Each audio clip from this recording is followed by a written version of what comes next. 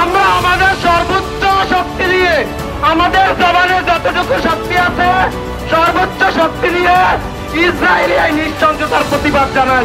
আমরা সবাই আমাদের সর্বোচ্চ শক্তি নিয়ে এই নৃশংসতার প্রতিবাদ জানাবো।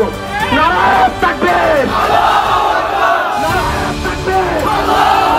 নেতানিয়াহু দুই গালে, নেতানিয়াহু দুই গালে।